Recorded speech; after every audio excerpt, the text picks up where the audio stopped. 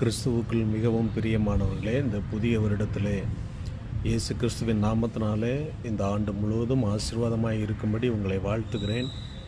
உங்களுடைய வாழ்க்கையை அர்ப்பணியுங்கள், ஆண்டவருக்கு ஒப்பு கொடுங்கள். அற்புதங்களை ஆண்டவர் செய்வார். வாழ்க்கையை அர்ப்பணித்தால் அற்புதங்களை நீங்கள் காண முடியும். இந்த ஆண்டிலே உங்களுக்கு பெரிய காரியங்களை கர்த்தர் செய்வார். நீங்கள் ஆசீர்வாதமாய் இருப்பீர்கள். தினந்தோறும் ஆண்டவரை தேடுவதை விட்டு விடாதிருங்கள்.